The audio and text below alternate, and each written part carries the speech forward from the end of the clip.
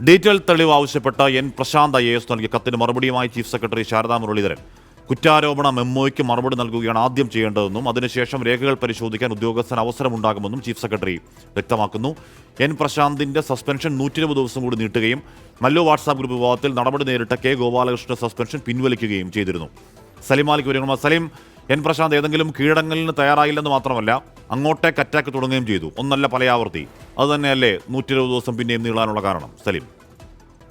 ഉറപ്പായും അതെ. മാത്രമല്ല അനുസരണയില്ലാത്ത IAS ഉദ്യോഗസ്ഥനെ, സസ്പെൻഷനിലായിട്ടും അനുസരിക്കാത്ത ഒരു IAS ഉദ്യോഗസ്ഥനെ തിരിച്ചെടുക്കേണ്ടെന്നും അനുസരണയുള്ള IAS ഉദ്യോഗസ്ഥനെ തിരിച്ചെടുക്കാം എന്നുള്ളത് തന്നെയാണ് സർക്കാരിന്റെ തീരുമാനം. അതുകൊണ്ടാണ് ഈ സസ്പെൻഷൻ ഉത്തരവിൽ തന്നെ പറഞ്ഞ ഡിജിറ്റൽ രേഖ പരിശോധിക്കാമെന്നുള്ള ആ രേഖയിൽ തന്നെയുള്ള ആവശ്യമായിരുന്നു എൻ പ്രശാന്ത് ഉന്നയിച്ചത്. പക്ഷേ ചീഫ് സെക്രട്ടറിയുടെ മറുപടി അത് പരിശോധിക്കാനുള്ള അവസരം ഉണ്ടാകും, ആ ഉദ്യോഗസ്ഥന് ആ രേഖകൾ പരിശോധിക്കാനൊക്കെയുള്ള അവസരം ഉണ്ടാകും. പക്ഷേ ആദ്യം ചെയ്യേണ്ടത് കുറ്റാരോപണ മെമ്മയ്ക്ക് മറുപടി നൽകുകയാണ് ചെയ്യേണ്ടത് എന്നുള്ളതാണ് ചീഫ് സെക്രട്ടറി അയച്ചിരിക്കുന്ന കത്തിൽ പറയുന്നത്. അതിനുശേഷം ചീഫ് സെക്രട്ടറിയുടെ ഓഫീസിൽ വന്ന് എന്ത് രേഖകളും പരിശോധിക്കാം എന്നും പറയുന്നുണ്ട്. 2 കത്തുകളാണ് ചീഫ് സെക്രട്ടറി പ്രശാന്തിന് നൽകിയത്. അത് ഒന്ന് ഇക്കാര്യം വിശദീകരിച്ചുകൊണ്ട് പ്രശാന്തിന്റെ കത്തിന് മറുപടി, രണ്ടാമത്തേത് അദ്ദേഹത്തിന്റെ സസ്പെൻഷൻ 120 ദിവസം കൂടി നീട്ടി എന്നുള്ളതും മാത്രമല്ല മറുപടി പറയാനുള്ള സമയം 15 ദിവസം നീട്ടി എന്നുള്ളതുമാണ് രണ്ടാമത്തെ കത്ത്. നിലവിൽ ഈ 15 ദിവസത്തിനുള്ളിൽ കൂടി മറുപടി നൽകിയില്ലെങ്കിൽ മറ്റു കടുത്ത നടപടികളിലേക്ക് പോകും എന്നുള്ളൊരു മുന്നറിയിപ്പ് കൂടി ആ കത്തിലുണ്ട്. അതിനിടെ ഈ 120 ദിവസം കൂടി എൻ പ്രശാന്ത് IASന്റെ സസ്പെൻഷൻ നീട്ടിയുള്ള ഉത്തരവ് കൂടി പുറത്തിറങ്ങിയിട്ടുണ്ട്. അതിനിടയിൽ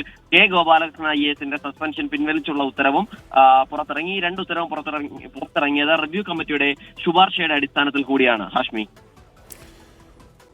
എൻ പ്രശാന്ത് IASന് 120 ദിവസം കൂടിയ സസ്പെൻഷൻ. ആദ്യം മെമ്മോയ്ക്ക് മറുപടി തരട്ടെ എന്നുള്ളതാണ് സർക്കാർ ഭാഷ്യം, അല്ലെങ്കിൽ ചീഫ് സെക്രട്ടറിയുടെ ഭാഷ്യം. പക്ഷേ മെമ്മോയ്ക്ക് മറുപടി കൊടുത്തില്ല എന്ന് മാത്രമല്ല അങ്ങോട്ടേക്ക് മെമ്മോ കൊടുക്കുക എന്ന് പറഞ്ഞാൽ അങ്ങോട്ടേക്ക് കാരണം കാണിക്കൽ നോട്ടീസും അതിൻ്റെ കാര്യങ്ങൾ ഡീറ്റെയിൽ തെളിവുകൾ എവിടെ എന്നൊക്കെ ചോദിക്കുക തുടങ്ങിയ കാര്യങ്ങൾ എൻ പ്രശാന്ത് ചെയ്യുന്നു. സ്വാഭാവികമായും ആ 120 ദിവസത്തെ സസ്പെൻഷൻ്റെ നീളം കൂടുതൽ എൻ പ്രശാന്തിന് മനസ്സിലാക്കാവുന്നതേ ഉള്ളൂ.